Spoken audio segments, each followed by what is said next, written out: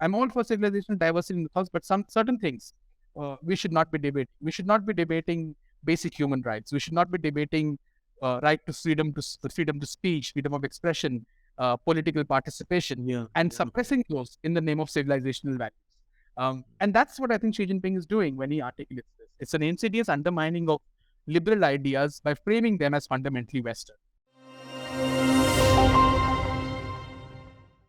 Hello and welcome to the Gist on Strat News Global.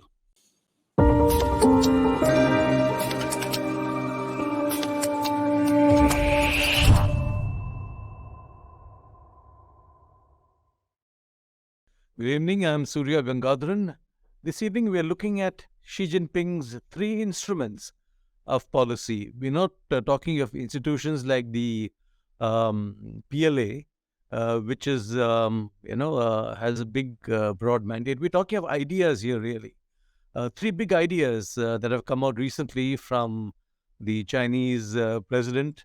And although they were announced earlier, these are now being implemented in various stages.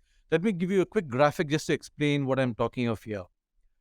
First is the Global Development Initiative that was announced sometime in August 2021, but obviously they've taken some time to flesh it out, and they are now it's been now put out there for everybody to see.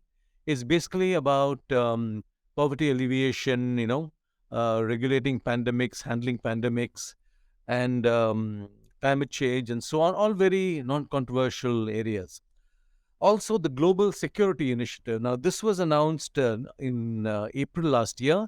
It's a more serious thing, it's been talked about for some time. And clearly, China sees a role in international security. And we've seen some evidence of that in the deal it brokered between the Saudis and Iran. And more lately, we've seen China having a special envoy for Ukraine. So, food for thought. And finally, there's the Global Civilization Initiative. Came out very, very recently in February. And this is something which has drawn a lot of interest, unfortunately, not so much in India. So, this is something we're going to explore with our guest, Manoj Kewalramani. He is a friend and a former colleague from our days in television, currently a China scholar at the Takshashila Institution in Bangalore. Welcome, Manoj. Glad to have you. Thank you so much, Surya. Glad to be here. Manoj, do you see anything in the timing of these announcements? It comes when China's own, opened up so many fronts, put off so many people. Economy is not doing too great. The BRI, there's a backlash against it. What's your sense?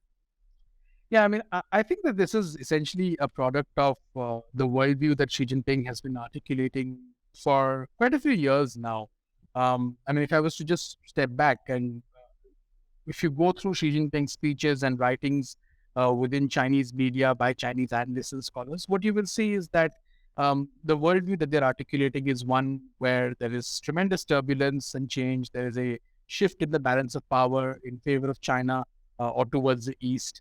Xi Jinping specifically talks about four deficits that the world is facing. These are development, peace, governance, and trust. And he talks about while self-reliance is important for China in many ways, it also needs to be globally engaged. So there is a sense of opportunity that you need to be globally engaged to grow and to develop. At the same time, you need to sort of guard yourself in a world which is increasingly struggling because of these four deficits.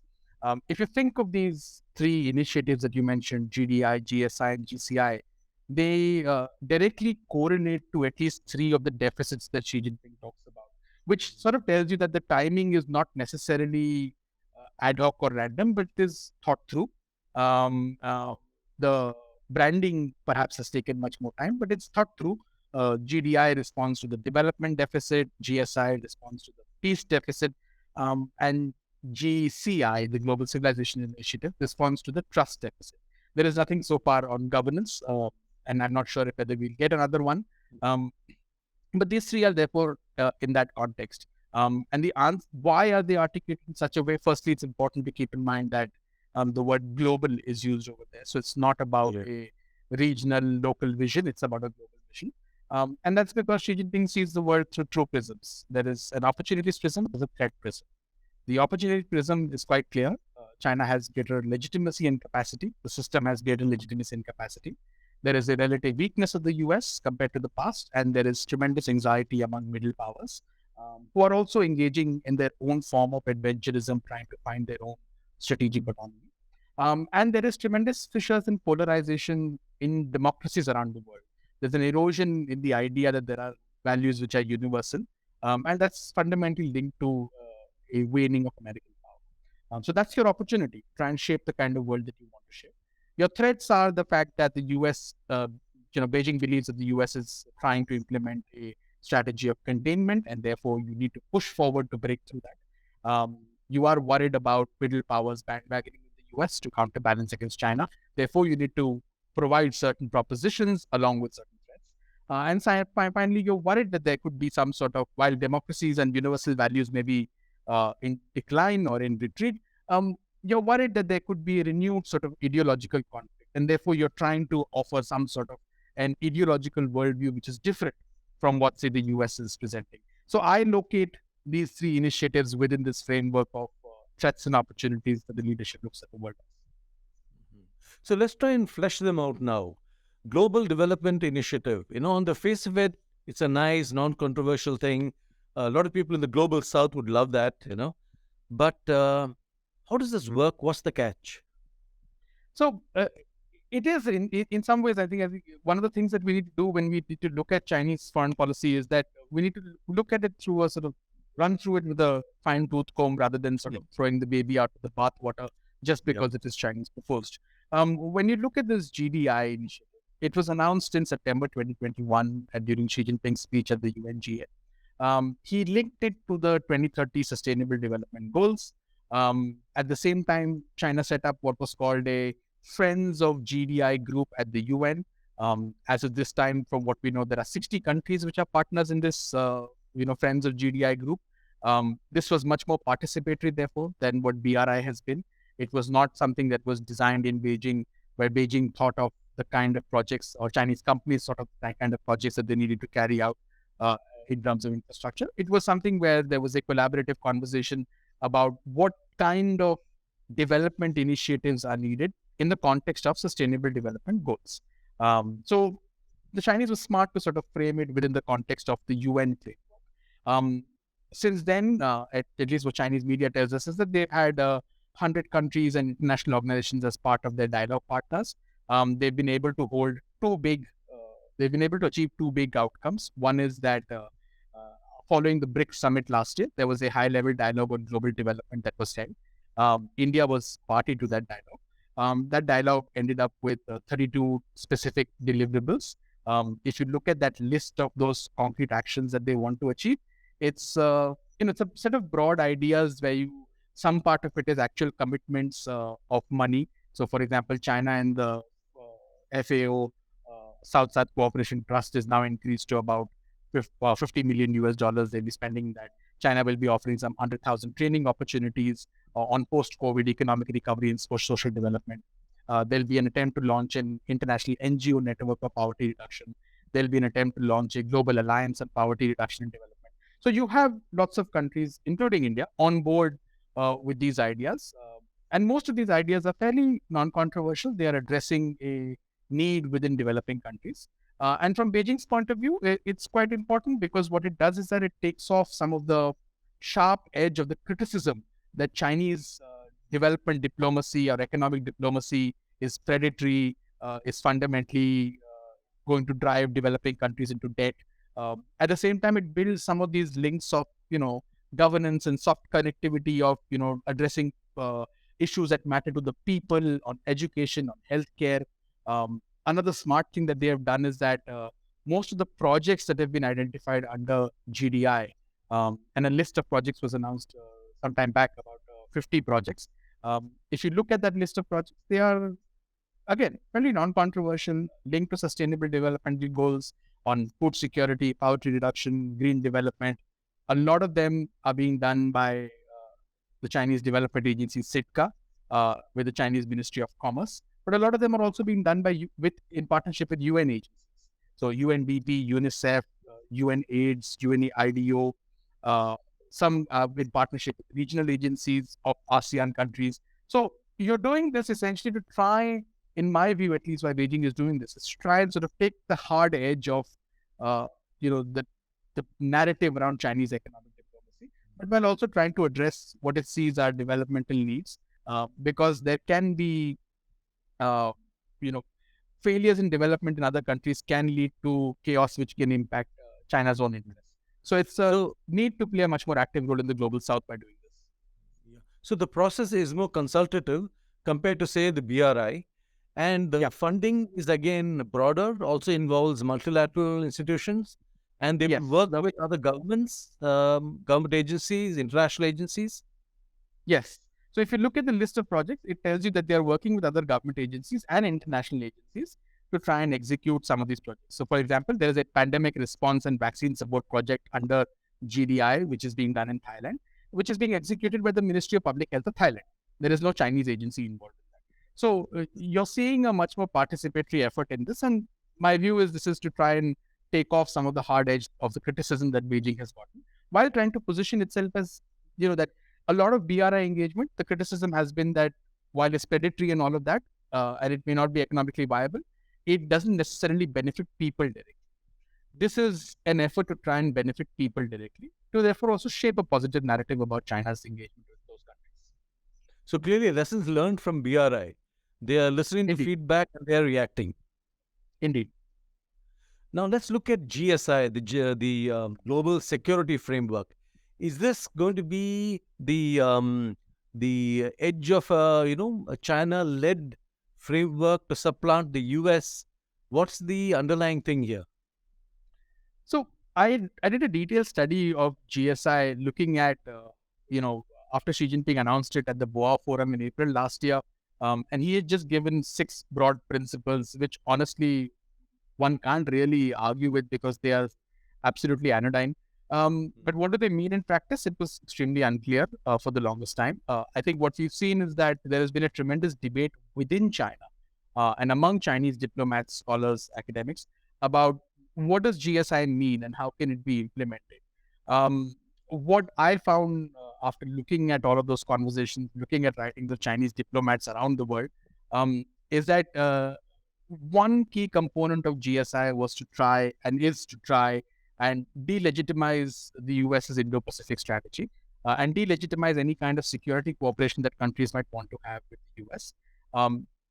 This is done in the frame of, the philosophical argument is that the West presents security from the prism of collective security, which is bloc formation, whereas China is arguing for indivisible security, which again is a term that goes back decades. But the idea is that, look, our security is interlinked and we can't enter blocks. But what does indivisible security mean, say, from an Indian context, given that we have a live border with China? Who knows? But that's one of the key components of it. To me, practically, what we have seen in GSI is an attempt to try and shape closer law enforcement cooperation, as opposed to necessarily military-to-military cooperation, at least so far.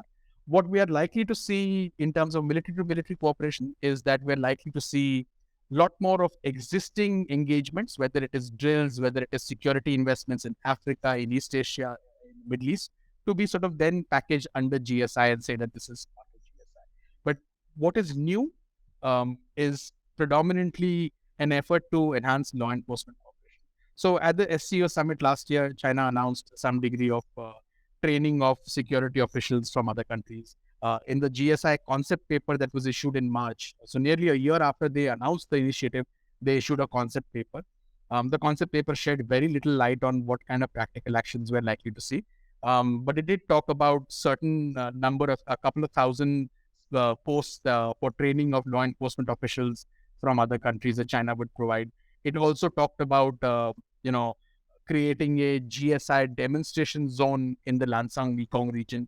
So to me, a lot of that has to do with organized crime, drug trafficking, things like that. Perhaps even policing cooperation and capacity building in third countries, where China will probably engage in much more of that. But from a hard security point of view, what I don't think GSI is that it's not an attempt to create a bloc. led by the Chinese. In fact, they're actually quite wary of the idea of blocks, and therefore creating a block will facilitate counter block creation. So they are actually quite wary of that. So my sense is that the effort of GSI is to try and position China as a responsible stakeholder, undermine security cooperation with the US, potentially try and see if you can create some new mini-lateral organizations which can deal with some specific security concerns, but also not look at security from just a traditional military security sense, but also look at law enforcement, data security, cyber security, shape norms around these issues, shape norms around human rights to try and sort of deflect any potential so-called color revolutions. And again, the attempt is to try and delegitimize engagement that the US may have. One last thing that I would add is that all the conversations that the Chinese have had, and that's in the public domain, tells you that there is a desire to be far more engaged in conflict zones, in sort of hotspot issues, to try and engage in much more conflict resolution.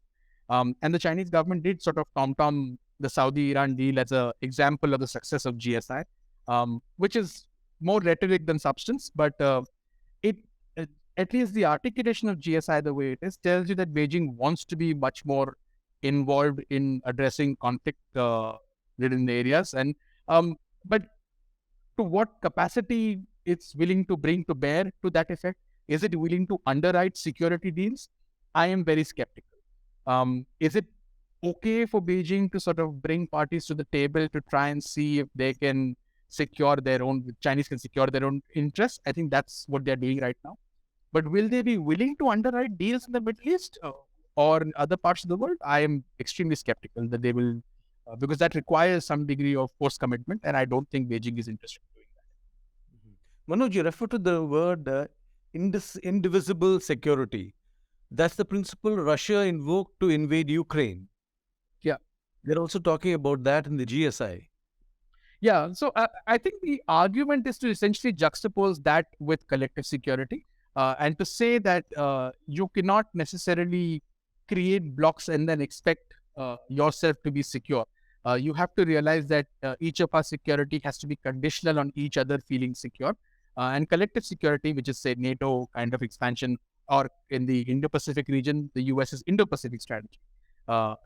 China sees that as akin to sort of, a NATO expansion, right? So the Chinese foreign minister and now State Councilor Wang Yi articulated it very clearly when he said that the US is following a 5-4-3-2-1 strategy.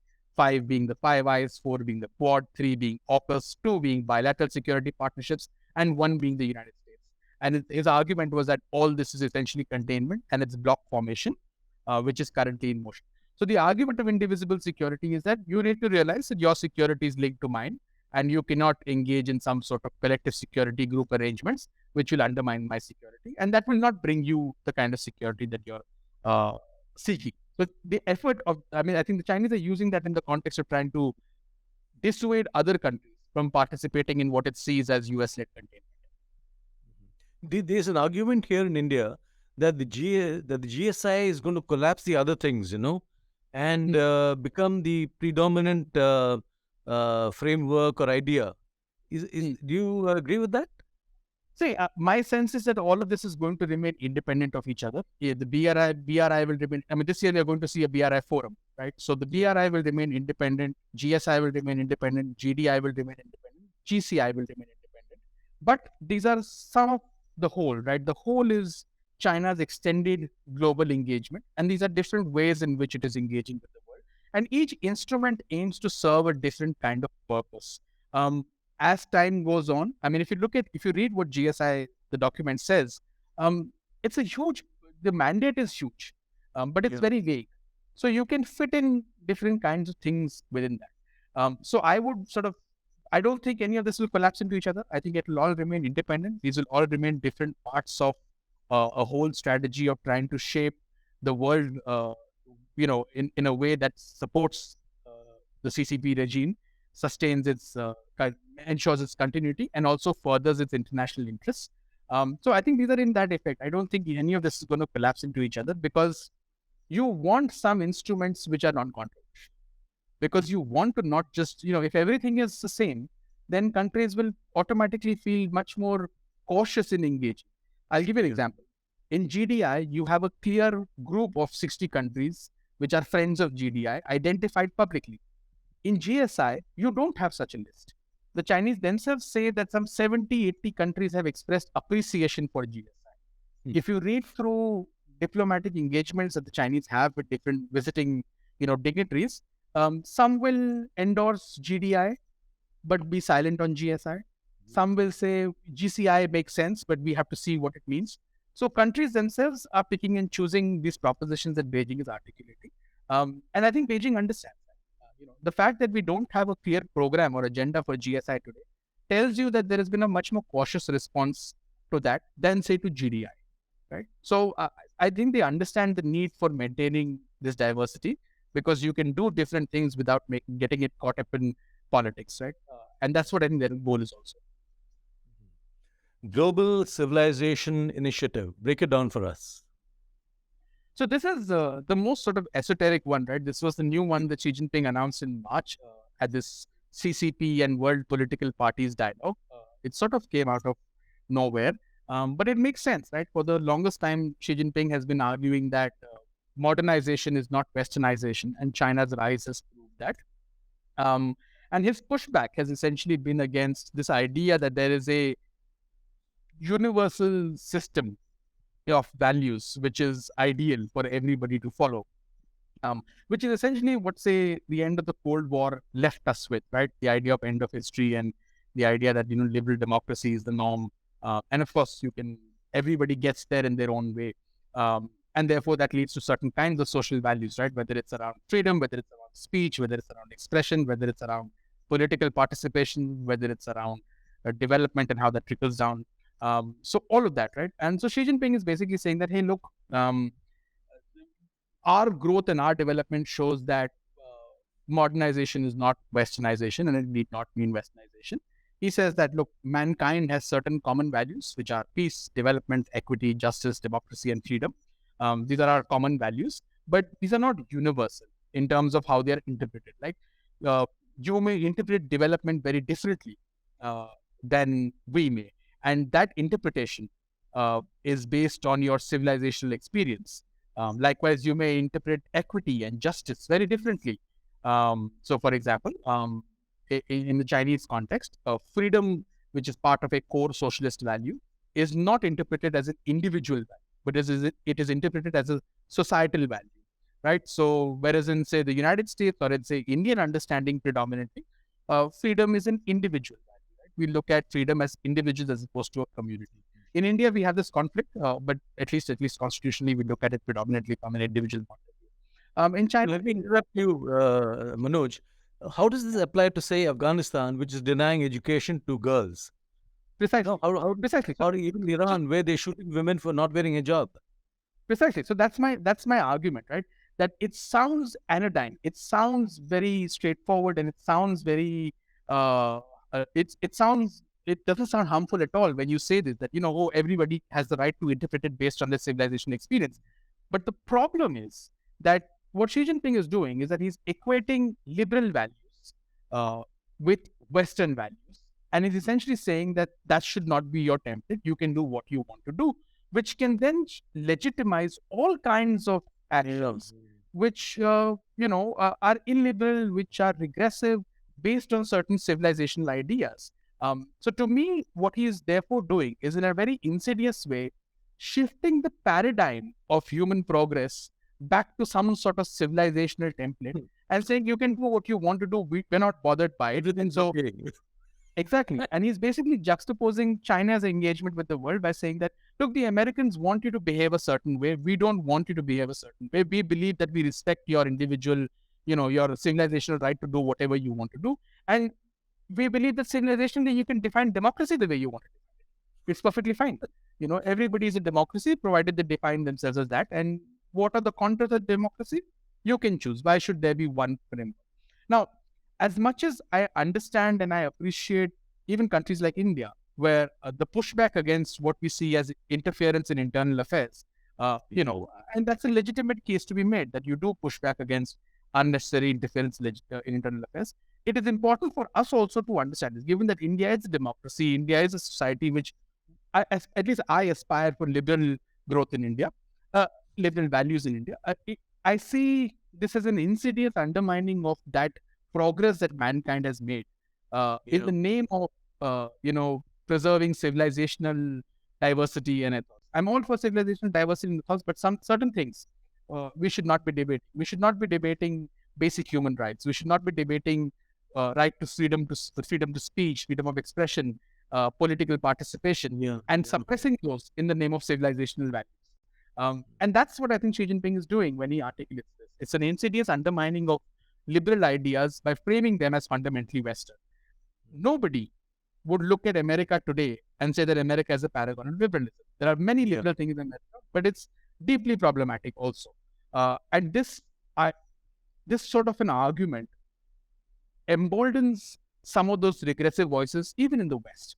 And I think, therefore, it's not for the Western world to fight back, but it's for the liberal world to actually fight back against something like this. Manoj, it's interesting that such an authoritarian structure keeps coming up with these ideas and visions, It tells you something about, the kind of people who are in the system, who are given freedom to play with such ideas. I think it's really interesting because they do see for themselves today a global role, right? And I think that for years there has been that vision, but the challenge has been capacity. Do we have the capacity to play that sort of global role? I mean, if you go back to Mao also, Mao envisioned a global role for China, right? And therefore, the Maoist movements that he supported, the ideas that he exported, he envisioned a global role. So I think that has always been at the heart of the Chinese system. Today, what we are seeing is that there is far greater capacity and your interests are global. So you do realize that your security of the regime is linked to developments in your external environment. And you have the opportunity and the capacity to try and shape them much more actively. And that's why you're seeing some of these ideas coming up.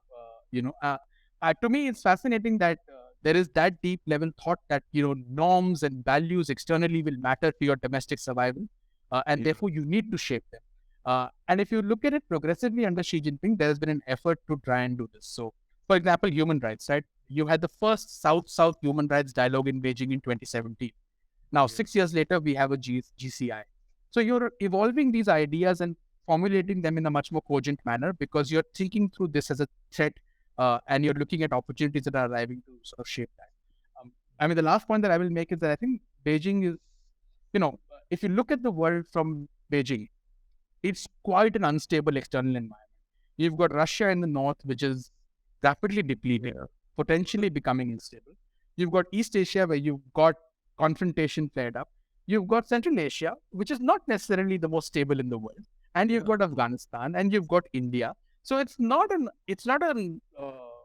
benign environment that Beijing finds itself in, and therefore it feels the need to move more actively to shape this external environment to at least ensure some sort of stability in all forms, in practical security, in development, but also values. So, last question: how does India has India commented on these initiatives? What is the thinking here? So I've not seen anything tangible. Like I said, on the Global Development Initiative, India is not part of the group of friends, but it did participate in the high-level dialogue on global development. So there is at least, I think there is at least some degree of thinking of, we need to look at these initiatives, at least Global Development Initiative, in the light of what's actually happening. I think on GSI and GCI is very new. We've not heard of a single comment. GSI also, I don't think I have noted a single comment from the Indian side, either endorsing or debunking it. I think there's a lot of trying to still understand what it means and what it would mean for Indian security interests. But I do think that we need to be, at least, I don't know what governmental assessments are going on. I haven't seen anything in the public domain. But I think there needs to be a much more deeper thought on what these mean for India's external environment. Because if GCI legitimizes what are the values of the Taliban in Afghanistan, there will be a spillover security impact on India. And we need to think of that much more seriously. Because at least from an action point of view, we don't want to see these things acted upon in the way Beijing has at least articulated them. Because again, it sounds all very anodyne and nice and respectful of diversity, but it can have insidious outcomes. And we don't see such ideas from our side. I mean, So I haven't really seen anything at this scale and level. I think Indian foreign policy, particularly over the last year and a half, I mean, we've dealt with some really serious challenges, and we've actually focused predominantly on very narrow interests. Narrow, and I mean narrow in the sense that very narrow, pragmatic, day-to-day interests, which is food, energy security, things like that. We've not really engaged in the big ideas debate around the world. Yes, we've been party to some we've been party to, forums on democracy and things like that. But we've not necessarily engaged in the big ideas debate. I think our objective has been predominantly pragmatic, interest driven, which is linked to our developmental objectives as opposed to anything else. But yeah, we haven't engaged in the big ideas debate, and I don't think that there is tremendous appetite at present to do that, given the challenges that we face.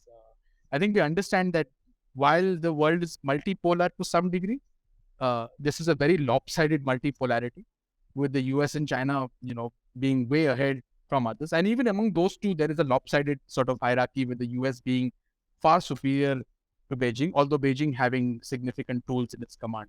So that gives you limited scope for action, right? And I think that that's something that we need to keep in mind when we think about what and how much India is doing.